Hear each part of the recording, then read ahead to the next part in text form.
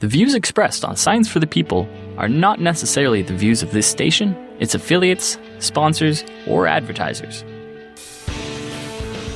This week we're talking about fear, how it works, what it does to us, and why we sometimes seek it out.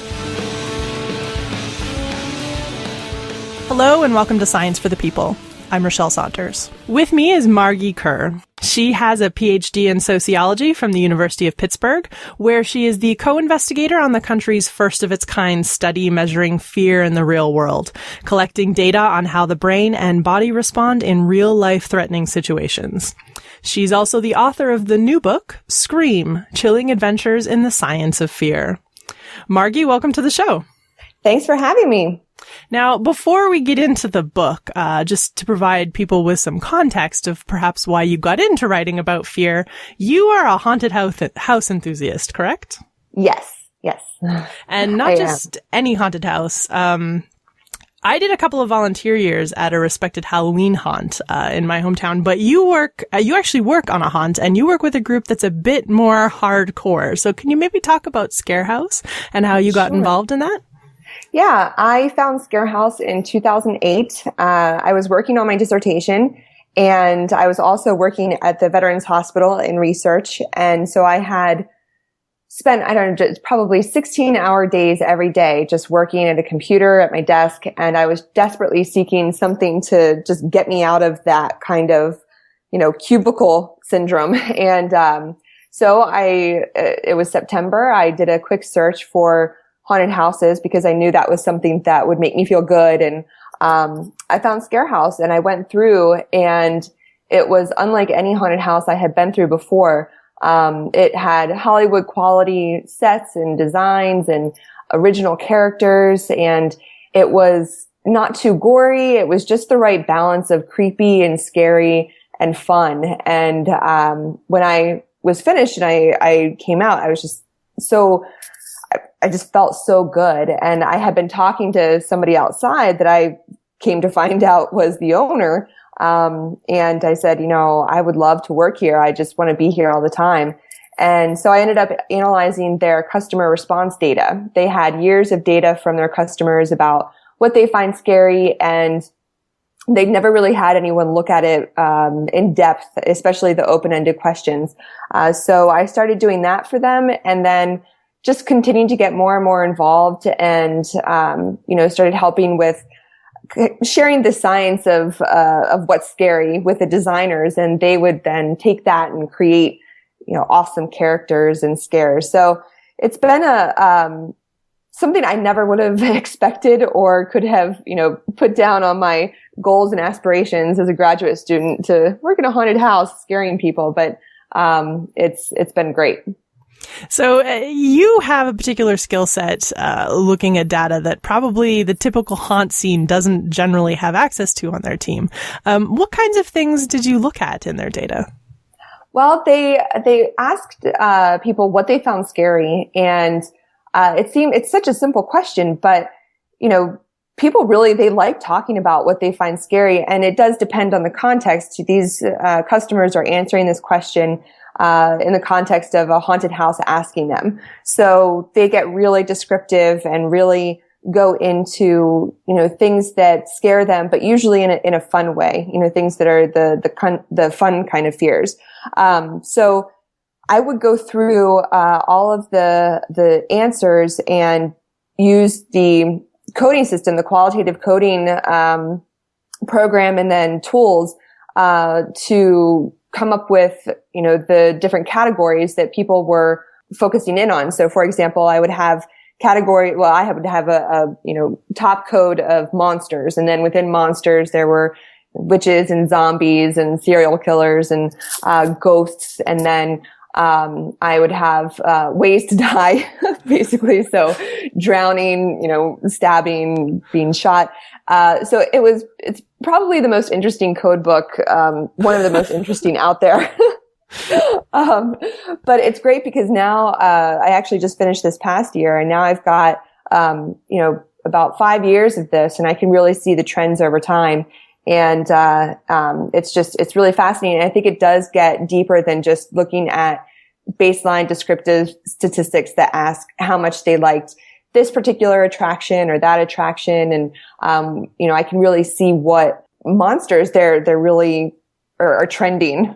It's quite interesting. When we hear about or read about fear research, it usually focuses on the negative experiences or effects of fear. But you also, in the book, came at it from the perspective of looking at why fear is a good thing, or at least why we seek it out. So why do we like to do things like haunted houses, even when we spend most of our time in them screaming our head off? Yeah, there's so many reasons. And I, coming from a sociology background, had primarily focused on the negative consequences of fear too. Looking at how it was used to manipulate people, how it was used to keep groups apart, and the root of things like discrimination and oppression. And so to start, working with Scarehouse and recognize in myself that, oh, wait a minute, this is something that I actually enjoy. It really opened my eyes to this whole other side of fear where we can, engage with it in a way that makes us feel good. And what I found is that the benefits aren't just the natural high that everybody talks about. Everybody, likes to say, oh, the thrill seekers and adrenaline junkies, and, people are just chasing that natural high. And that does play a part. When we're afraid, our body is releasing a whole cascade of chemicals that in the right context can be interpreted as enjoyable, especially when, we're in a safe place, like watching a scary movie in our home or at a haunted house. That the endorphins and the dopamine, the serotonin, oxytocin, all these things are being released during fight or flight. And when we know we're safe, we can kind of hijack that response and interpret it as enjoyable. But even beyond that, there's a real sense of accomplishment that comes from facing our fears, from, activating that high arousal response and making it through to the other side, to the end. There's this feeling of success. And it's a built-in kind of evolutionary reward for having that right balance of motivation to confront our fears and wits to know when we should fight or flee. So even though we know that these environments are false, like haunted houses, even roller coasters, we know that we're not really achieving anything. Our body is feeling like we have. So we're coming away with a little bit more sense of confidence and resilience, and that it feels really good. It's kind of like choosing to, have a self-esteem boost where you know that there's really very little risk of failure, when you watch a scary movie or go through a haunted house. So, it can make us feel, better. And then I also saw that a lot of people like to do scary things because they're social experiences. They're things that we're doing with our friends. So if we have, lots of good memories of going to haunted houses with our friends, then that's going to become something that we associate with, bonding and community. And when we're scared, we also, we release oxytocin. So that does kind of promote the social bonding, pro-social behaviors.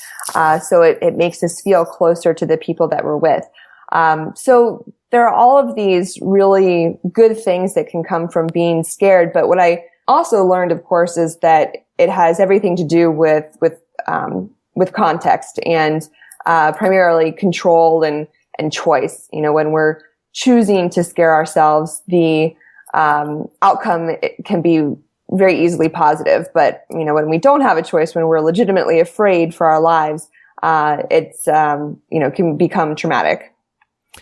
It's an interesting experience, both going through choosing to be afraid, especially as a social experience, where you get that mixture of kind of initial terror followed by usually kind of explosive laughter. And those things tend to go hand in hand when, as someone who's worked in a haunted house, when you see people go through these spaces, it's kind of interesting to watch these rapid swings from one side to the other. Yeah, I love that. And I've seen that so much too. I used to just stand behind walls and watch people. And, what's happening is this right in front of you. You can see how the brain, how we're we're moving from that space of screaming to laughing, and it's our brain saying, "Oh, wait, no, we're safe." So our body is already in that high arousal space, and high arousal looks very similar across the board of experiences. So if we're excited or very happy or in a state of anxiety or anticipation or fear, our body is doing lots of similar things. So our brain, our thinking brain, can come in and say, "Oh, no, wait, we're safe." So the thing that our body is doing can be interpreted as fun. So instead of screaming, let's turn this into a laugh. And it's just an amazing thing to watch. And it's so cool, because for me, it reminds me that, we can, we're not completely at the will of our body. We do have this complex interaction between, parts of our brain that, can allow us to harness in whatever we're experiencing and make it work for us. Is the enjoyment of fear a cultural specific thing? Are we just maybe weird in North America, or do other cultures around the world enjoy being afraid as well? Well, as a species, we've always found ways to scare ourselves, and it seems like there's tons and tons of examples of, scaring ourselves on purpose for some benefit. But the degree and the intensity and the consumption of scary material definitely varies by culture. In the U.S., we have a huge horror industry. We've got horror movies that are doing well outside of the Halloween season. Krampus right now, I think, did much better than expected at the box office, and it's Christmas time, and that's a horror movie. So in the U.S., we do have a high consumption of what I call symbolic violence. So scary movies, scary video games, haunted houses. But in places like Bogota, when I was in South America, they have horror movies, they have scary things, but the consumption and the popularity is not anywhere near what it is in the US. And then in Japan, they also have very high consumption of scary things. So what I think is happening is that, it's going to depend on what people's, everyday reality is like. In Bogota, everyone that I talked to said, well, we don't have any desire to go out and scare ourselves, because this is, it's often an everyday reality that we're dealing with, scary situations. And in the U.S., for many people, and it varies by socioeconomic status and geography, but there really aren't that many opportunities to actually do something that is going to activate that fight or flight response, and to sort of practice it. So what I am thinking in the U.S. is a lot of people will go out and do these voluntary, scary things to get to know their own fight or flight response better, to understand fear better, to have a sense of knowledge about themselves and how they react in scary situations, because they may never have experienced one before. And kids especially really do need opportunities to get scared and know they're going to be okay. Otherwise, they'll get to their 20s and something scary will happen and they'll fall apart because, they have no skills to deal with it.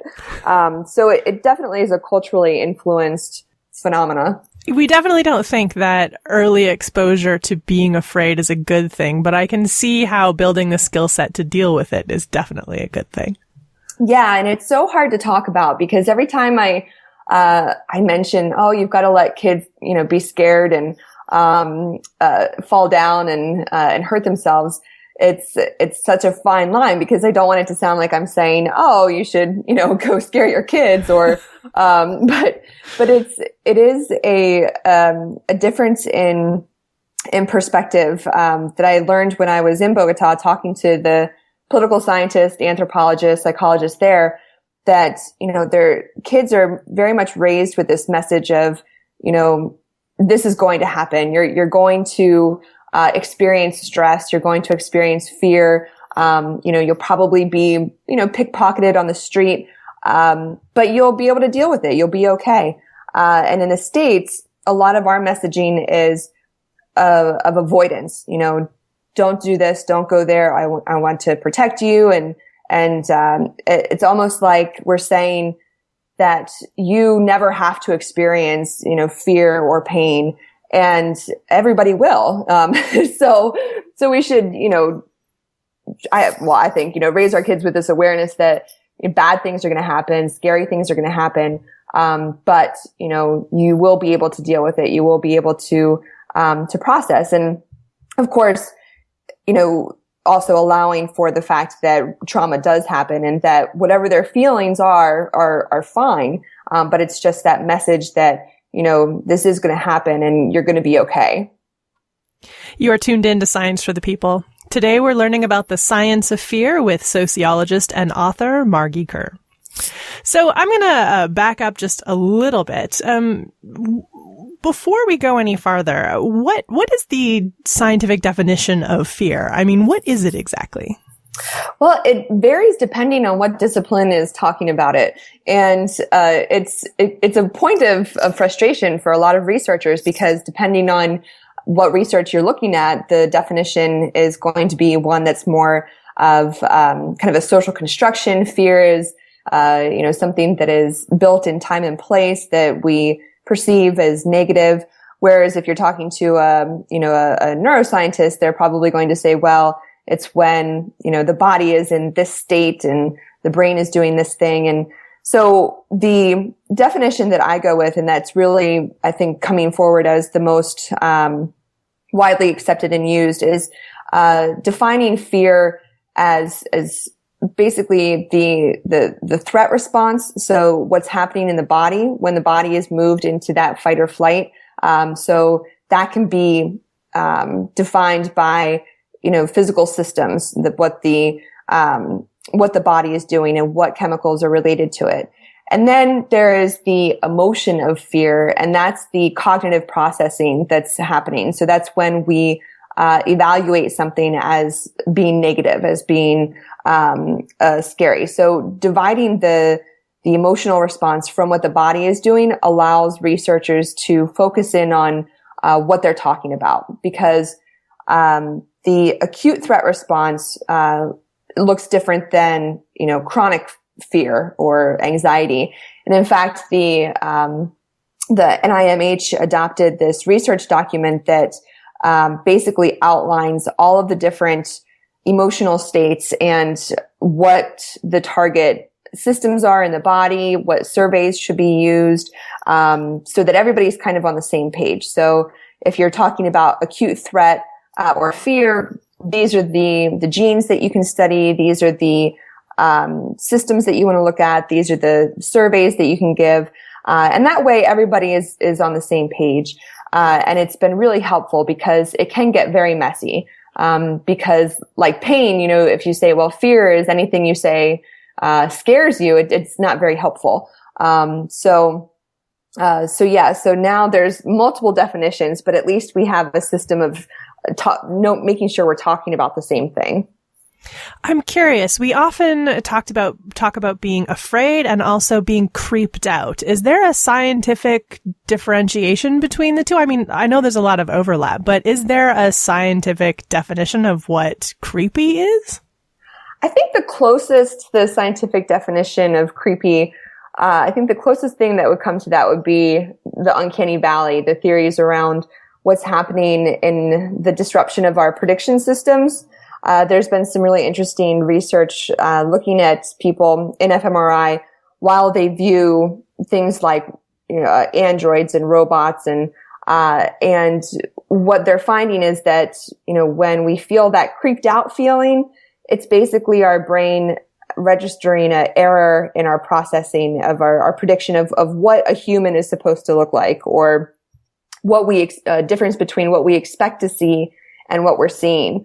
So it's not a full fear response. It's more of a disruption in our prediction, and a kind of dissonance, a aesthetic dissonance, when we expect to see a human, but yet something is telling us this thing isn't quite human, and that feels really creepy, because then we don't know what to expect. We don't know how to adjust our our own kind of actions and behaviors to either protect us or to continue to reach out. So what are some of the typical ways fear is researched in a lab setting? How do we usually go about researching it, and how do we navigate the ethics versus good data gathering needs here? It's really, I wasn't that familiar with a lot of the lab research on fear before I started working with Scarehouse and really digging into these other perspectives on fear. And what's so interesting is that we have really strong ethical boundaries in place through the various institutional review boards and the Belmont Report and all of these things that have been passed for safety of participants.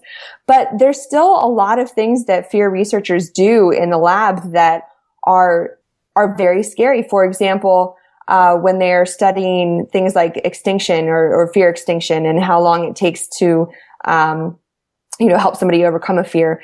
They'll do things like show really violent movies, really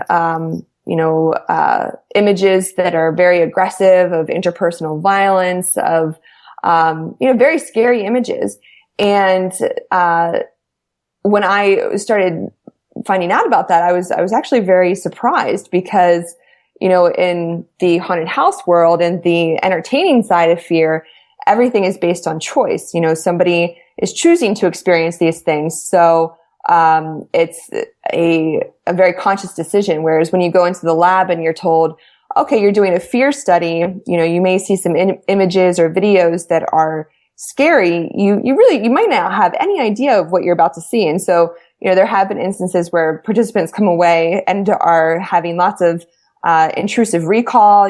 They're seeing these images that they're appearing in their mind when they don't want them to, and it can become, really frustrating. and so but on the whole, fear research in the lab is very safe because they can only go so far. They may be able to show very graphic images, but in terms of getting someone to a true threat response, they usually have to depend on things like startle. So whether it's startling somebody with a flash of light or a mild shock to activate the sympathetic nervous system, it's pretty restrained. And so that can be a problem in a lot of ways because we may be missing a lot of what's happening in the brain and body in truly terrifying situations, which is why the study I have with my colleague is so exciting, because we're capturing people in these real world settings and seeing that it does look different than what we see in the lab, especially when we're measuring things like skin conductance. So that's, how much we're sweating, sort of. It's measuring the electrical conductance of our skin. When we measure heart rate, we're seeing that they are going far beyond what is observed in the lab.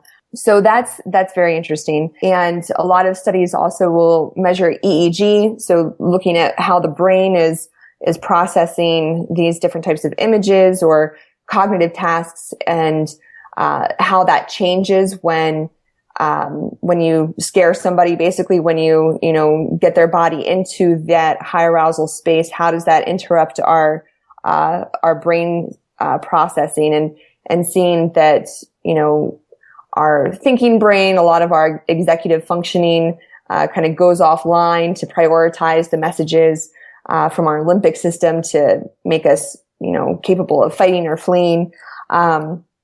So there's just a whole the toolkit for fear testing is vast. So many different things that we can use now to measure people at a physiological level. And some of the most exciting advances have been in making that technology mobile. So we don't have to stay in the lab anymore. We have GSR or skin conductance that we can, plug into a iPhone, and somebody can wear it around all day. That's great, because then when you are putting that on someone going through a haunted house, you're going to get some really great data. But then there's lots of other ways to study fear too. Lots of different self-report surveys and questionnaires, and then also gene testing.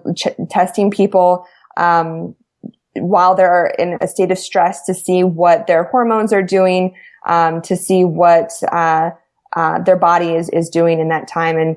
And so the methods are really, really endless. So now, you're actually partnered and working with, I believe it's Greg Siegel from the program in cognitive affective neuroscience at the University of Pittsburgh to study fear in the context of Scarehouse, correct? Yes. Our protocol is very unique in that we're allowed to go essentially anywhere and measure people in the real world. The main thing is that we can only recruit people who have already chosen to do something. And so for the past 2 years, we've been studying people at Scarehouse. And so our customers, the main limitation here is that these are people who want to be scared. And we know that there are differences between those who like scary things, who are thrill seeking, and those who aren't. But our theory is if we can understand, what's happening in their body and their brain and what they're saying, that they like about this, maybe we can find, new information that could be helpful to treat different affective disorders. The cool thing is that, it's not just Scarehouse where we can measure people. We can go anywhere. So we're already planning to, go and measure people at different types of thrilling and scary situations, whether it's bungee jumping or roller coasters or even things like yoga or therapy or things that are emotionally intense, and capturing that data so that we can see if it does look different than what's in the lab and how we could use that to help people. Our idea is that for a segment of the population, efforts to treat affective disorders like anxiety and depression all focus on down-regulation of emotions. So suppressing those feelings, and trying to even suppress the physiological experience of them. And what we're studying is, well, what happens if instead of focusing on down-regulation, you go in the other direction? You provide people with a high arousal experience in a safe, controlled environment. What's going to happen then? Because, we see that people report to feel better. And that's what we went into, this study trying to answer is, okay, people are saying they feel better. Why? What's happening? And, we're putting out our first article in the next month here based on last year's data that does show that there are changes in the way people are processing information, from before to after doing something scary. And those changes are associated with positive affect. So this idea that we can scare ourselves into feeling better is counterintuitive, but for people who say that they're very stressed, for people who say that they're very anxious, this is serving as a kind of intervention. Because we ask people about how they feel beforehand, and we ask them to state what kinds of emotions they're feeling, so stressed or happy or anxious or bored or tired. And it's those who are anxious and stressed that are having the biggest improvement in mood. And then when we look at the data from the EEG, we can see that they're changing in how they're processing this different cognitive and emotional information. So basically, scaring people, at least people who want to be scared, can be beneficial in more than just it feels good way. We're thinking help people who may have really lots of rumination, basically those whose executive functioning may kind of drive the boat the majority of the time. You can get scared and kind of give that part of your brain a break and kind of hit the reset button, so that when you come back, you're not thinking about, I've got to pay my bills. Oh, I've got to do this. I've got to do that. You're just sort of more calm. I'm curious, is there any research on the cross-cultural fear experience or expression? Do we express or react to fear differently depending on what culture we grew up in? Yes, there's lots of really interesting research on that. Well, I shouldn't say lots. There's limited looking at the expressions of fear, and the most cited articles have looked at differences between, Eastern cultures and Western cultures. There was a really good study that looked at Russia, Japan, and the U.S. and found that when we're in public, when we are in a movie theater around people, the expression of fear is more diminished, more restrained in Russia and in Japan than in the U.S. So we, will hide or try to suppress our emotions more in Japan and Russia, whereas in the U.S. we tend to feel a little bit more free in just expressing everything. So the systems may be the same, but the expressions are modulated by the influence of culture. We'll be back with more Science for the People right after this. Science for the People is a weekly radio show and podcast that explores everyday life from a scientific perspective. We are a member of the Skeptic Network, a collection of blogs, podcasts, and video content focusing on science and critical thinking. To find out where Science for the People airs near you, or to listen to past episodes, check out our website at scienceforthepeople.ca. You'll also find links to support us at Patreon, to connect with us on Facebook and Twitter, and to subscribe to the podcast in iTunes. And now, back to the show. You're listening to Science for the People, and today we're talking about fear. With me is Margee Kerr, sociologist and author of the book Scream: Chilling Adventures in the Science of Fear. So, switching gears a little bit, you talk in your book both about the experience of roller coasters and heights, and I do want to touch on both. I admit I don't think I understand the allure of roller coasters at all, though you did make it sound cool enough that now I kind of want to try one. Yeah.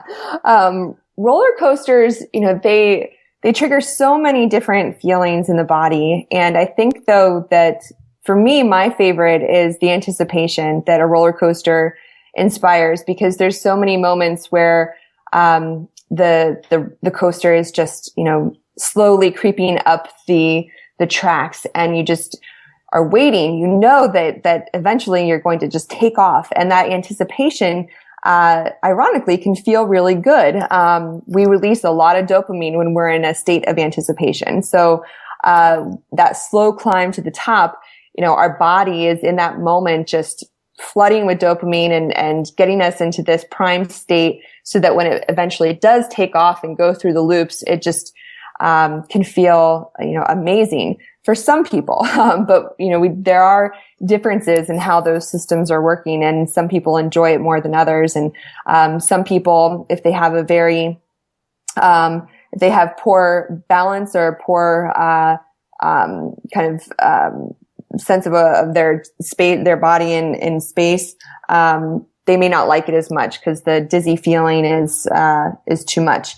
But that feeling of just total, in one sense you're completely out of control, but in the other sense you're completely safe. So your body is just being thrown this way and that, but you're not in any real danger. And if, you let go and just lean into it, so to speak, it can feel really good. See, this is my question. When it comes to roller coasters, is it really fear we're experiencing or anticipation? And where do those two mix? I sort of think about this in my head as, if you're a seasoned roller coaster veteran, would the experience be different for you than if it's your first ride ever? Yeah, the fear comes in when you are actually really, you don't think that you can do it. So, when you're looking around in line and you see the kids who are hesitating, going back and forth, just not sure they can do it. Oh, it looks so high. And they're truly afraid. But for people like me, there's really no fear there. It's all fun. It's all, just that high arousal, activation. And I'm not interpreting it as, truly scary, just my body kind of going into that high arousal state.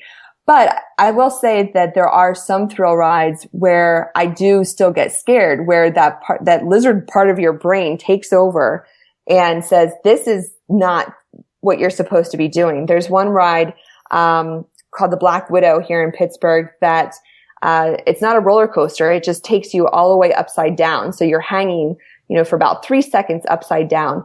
And in that moment, I'm terrified. I'm like, oh my gosh, this is crazy. I'm going to fall. And it's much like what I felt like on the CN Tower in Toronto.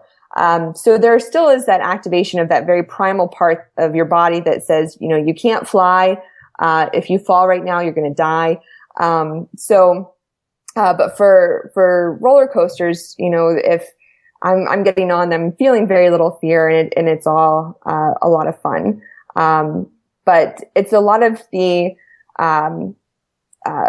different sensations that people usually will say that they don't like.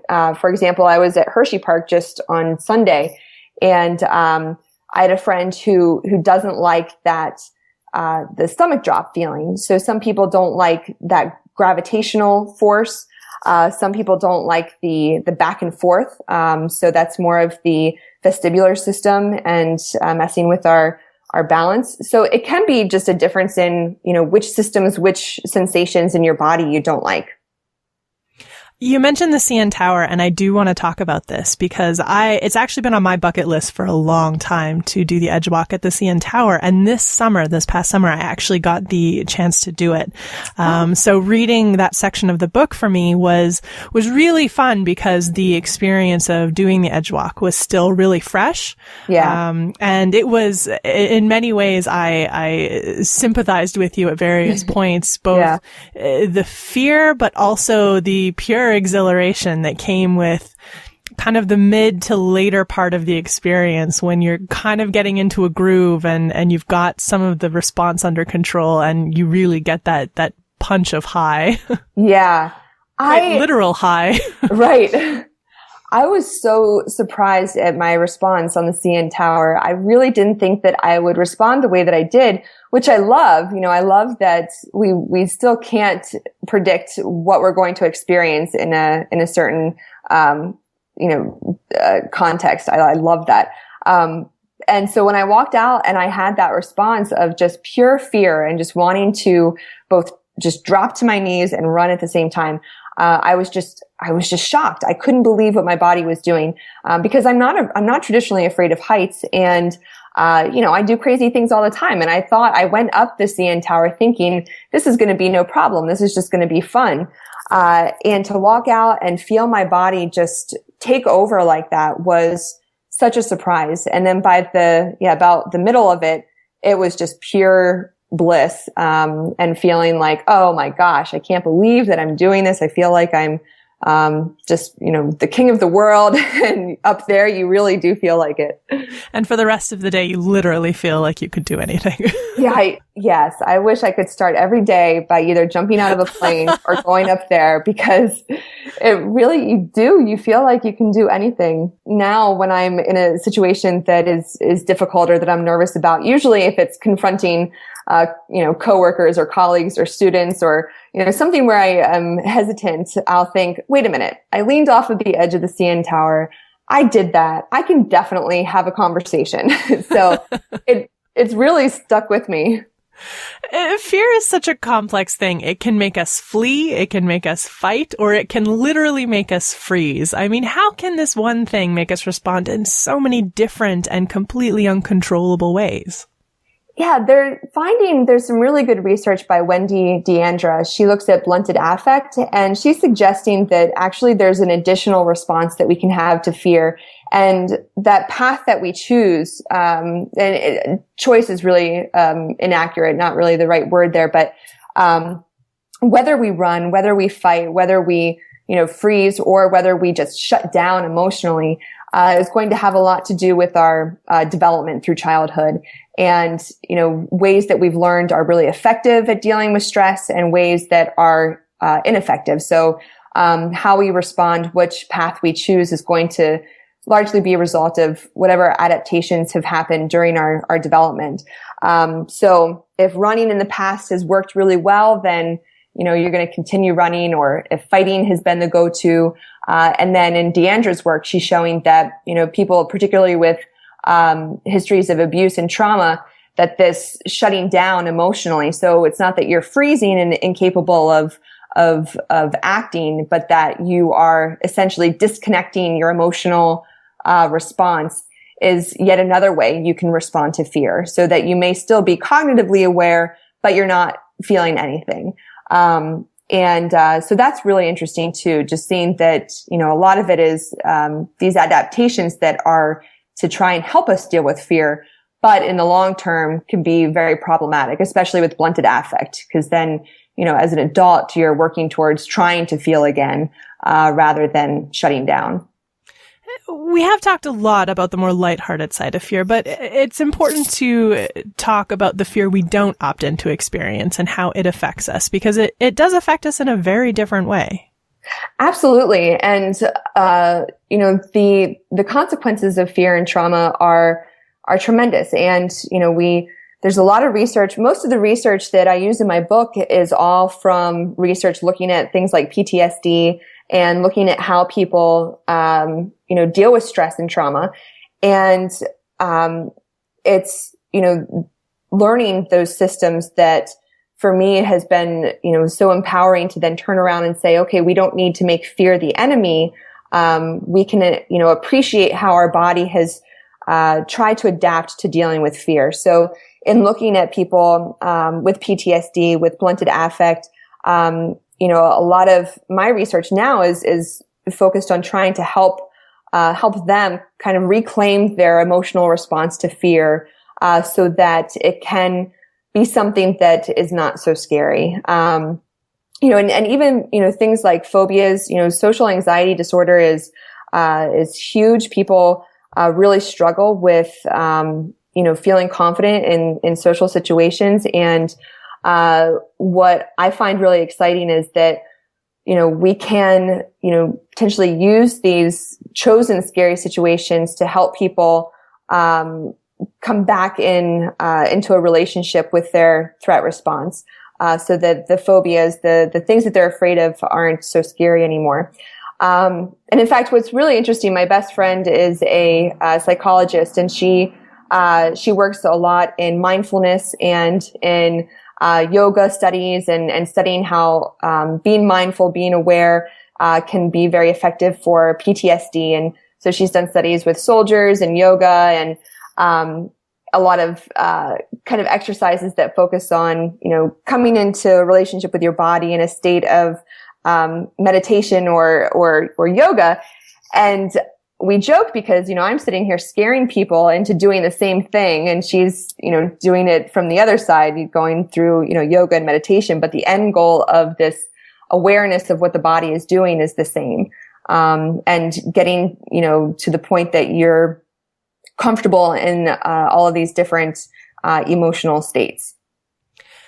There's definitely, I think, no better representation of a fear we don't choose than the sections in your book where you're at the Eastern State Penitentiary Historic Site, and you both go through that, experiencing the ruin and experiencing the place kind of as an observer and as a historical tourist, so to speak, but also talking about the real experience of people who were in those facilities without a choice, and who that was their daily life and that was what their experiences were. So why are institutional spaces like this, prisons, asylums, even to some extent old schools, why are they often really good at both pushing our fear buttons, and what happened in those places that makes it really good at that? Yeah, these are what Goffman calls the total institutions, these places where we are largely stripped of our identity and we are instead, forced into almost a non-human type of category. And the dehumanization that happens in these total institutions is terrifying, because you do your sense of self is taken away from you, and it's not just for the people who are there involuntarily, but even for the employees and the people who work there. It's the space itself creates this dynamic where, people stop being individuals and start turning into just numbers. And that can lead to the abuses that we see, because, the first step in oppression and abuse is dehumanization. that's, led to the greatest atrocities throughout history. And then, being, involuntarily confined, especially in isolation, our brain really can only handle so much. Even with all the conditioning and the, practice that is out there, at some point, if you are put into a situation like solitary confinement, especially if it's for days and days and days without any interaction, without any stimulation in terms of going outside or even being able to read or anything, you will break, and that's devastating. And it really is it's a form of torture. And when we go to total institutions, we see this representation of lack of humanity, lack of compassion, and it forces us to think, oh my gosh, how could we do this to each other?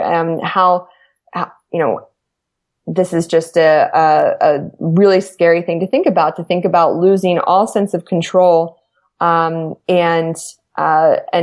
being exposed to just such horrendous conditions.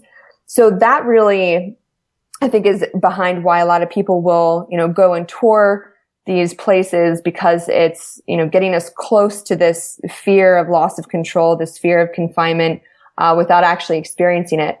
But there's also the reality that, especially for prisons, and, that we want to get close to that fear, to see and remind ourselves that we are not, worthy or deserving of being locked up. Only, monsters are locked away, and we are not, so we must not be a monster. So it's that sort of reaffirmation of who you are by seeing who you are not. But of course, we know that the prison system is very, very flawed, and it's not just monsters who are locked behind prisons, but it's that combined with the loss of control. It's a very scary place, and when we tour them, I think we're reminded of our own freedom, but also that we want to be good people. We want to be compassionate and understanding. We don't want to hurt each other. So it's kind of like by going to a place where that happened, we're reminded that we don't want that. You found the experience of being in the solitary confinement space at the Eastern State Penitentiary Historic Site really affecting, and you were able to leave at any moment. So how does solitary confinement affect us, and what research have we done or is still being done on the impact of isolation? There's a long history of research on sensory deprivation, and what's amazing is that it's showing that it doesn't even have to be very long. That some people will start to do things like hallucinate and essentially, go into a panic attack even within an hour, 2 hours of complete deprivation. Now there's different extremes of deprivation. You can put people in the rooms that are completely soundproof and lightproof, or you can put people essentially in a body cast where they can't even feel anything. That's generally where the, decomposition happens the quickest. And what is behind that is that our brain, is built to process information. That's what it's constantly doing. That's, why we dream, where our brain is always moving like a mouse on a spinning wheel. It's always moving. And when you take away any stimulation, any external stimulation, it's going to look for things to process. And if it can't find them, it's going to make them up. So that's why people in confinement, in deprivation scenarios will start hallucinating, either auditory or even visual, start seeing things because, here's this brain running, 1,000 miles an hour with nothing to process. So it will create something. And that's terrifying because then you don't know what's real and you can't handle it. But the confinement situations that are more common in prisons and mental institutions where, you're just put in a cell, and that's going to evoke, some fears that come from just too much, turning inward and no social interaction. We know ourselves, and in many ways, we even know what we're feeling by communicating with others. And when that's taken away, you start really second guessing everything that you feel and everything that you think, and just getting into a lot of heavy rumination cycles. When I was at Eastern State, I went to the panel, which brought back former prisoners and guards to talk about their experiences. And the prisoners, all talked about how, they were stuck. When you're in a cell by yourself, you have nothing to do but think about your past. And they would get stuck in these rumination cycles, going over, either the things that they have done wrong, what got them in that situation. And that kind of negative rumination is just, it really does break a person. And it is the opposite of, rehabilitation. It's, really breaking people down. Confinement is a truly scary thing. But what's interesting too is that same situation, sensory deprivation, some people will seek that out as a form of relaxation. So the float tanks have become very popular. And the difference there, of course, is choice. You're entering this relaxation deprivation tank for, 20 minutes. So while you're in there, you're using it as an opportunity to do whatever you want, whether it's, stop thinking or think about something. But it's a chosen deprivation. And as soon as that choice is taken away, it becomes panic. And just ask anybody who has, been stuck in one, and it just is a flip of a switch. All of a sudden you tell someone you can't get out, and it changes panic. Everything. Yeah. Yeah. Is solitary confinement still used anywhere in the U.S.? It is. And this is I originally had pages and pages on the politics of prison systems and confinement. And, my editor rightly said this is a different book. But solitary confinement is still used. And what is very difficult is that there's no national data set that gives us an idea of how many people are in confinement. So prisons will use confinement cells many times under the guise of saying this is for their protection, or, to protect them from other people. But it's still being used. And, we're still seeing the negative consequences of that. In Pennsylvania, it was just in 2014 that they outlawed putting prisoners with mental health conditions into solitary confinement. So there's still a long way to go. If you've been in solitary confinement and come out, what are some of the lasting effects that come with being in solitary confinement for a period of time? A lot of it depends on how long you were inside and the extent of the confinement.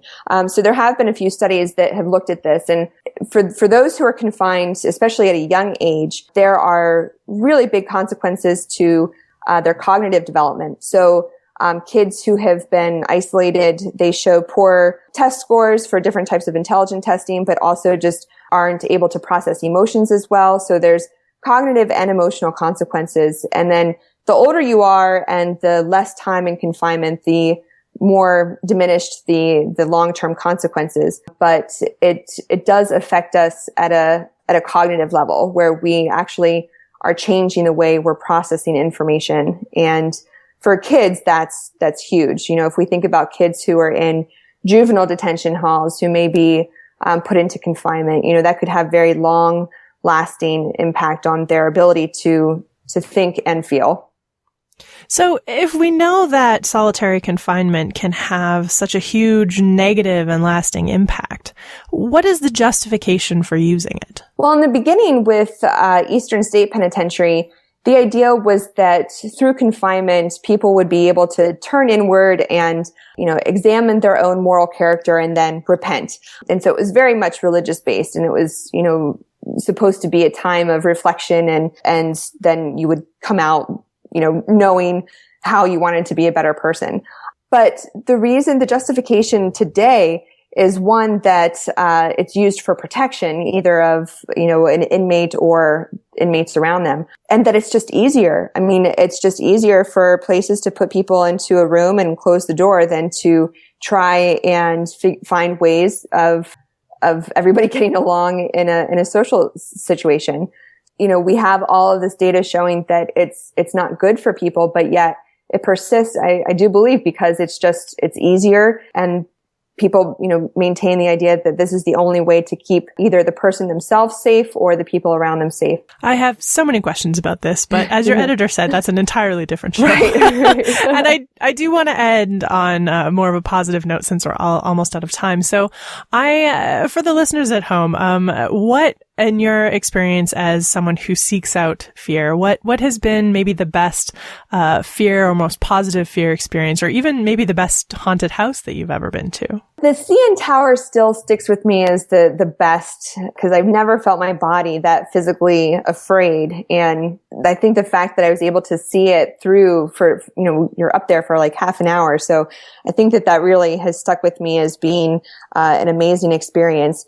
But the scariest haunted house was in Japan, and it was really tiny, and there was just one actor. So it felt like a very personalized haunted house, and it had a really strong storyline. So I had to, read this whole story about what I was about to go into, and I had a task I had to do. I was going in to save people or save, just one child, and so I was completely immersed, and I was in there by myself, and there was just one actor who was chasing me through, and it was just terrifying, but so much fun.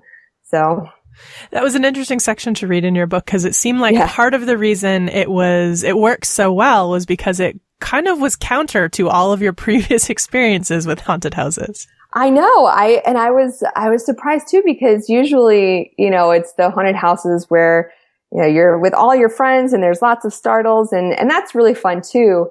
But this was such a different type of haunted house experience. So I just was blown away to be in there by myself, and, just with one actor. Just having one actor, I think, made it scarier, because that actor's only job was to follow me and scare me. There was one actor and one visitor. Right. So for people who are interested in making their own local haunted houses better, or who are interested in maybe starting up a haunted house in their local area, can you give them some pro tips on how to create a great scare house? I think that balancing the fun with fear is essential for people to have a good time. If your goal is to just scare people, that's not a lot of fun. At least I don't think. I want people to leave feeling good. And so I think balancing it, making sure that people are coming away feeling good, is key, so that they're screaming and then laughing. And that means paying attention to things like the content in your haunted house. Is this content going to be really triggering or offensive for people, or is it going to, just hit the right notes?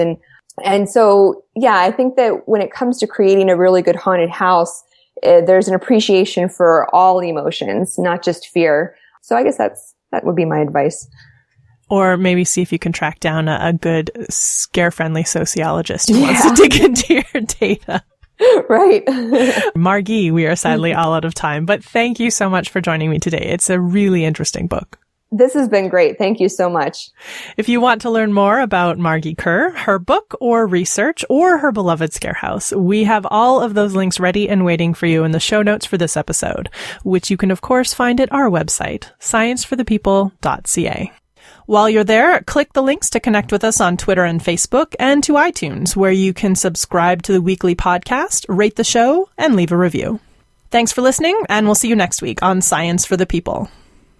Science for the People is produced by Rochelle Saunders and edited by Ryan Bromsgrove. Helen Quivalon is our publishing liaison.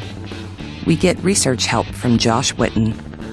Coordination and additional behind-the-scenes support comes from the enthusiastic Skepchick Network team. Our theme song was written and recorded by Fractal Pattern, and its title is Binary Consequence. Science for the People is listener-supported. You can find us on Patreon, where you can support us with monthly donations in any amount. In return, we regularly post special patron-only extra content and after-show casual conversations with guests. This show is created in partnership with the Skepchick Network, a collection of blogs, podcasts, and video content focusing on the intersection of science, popular culture, politics, and social justice. You can find out more about Skepchick at skepchick.org. The show is hosted by Rochelle Saunders and me, Desiree Schell.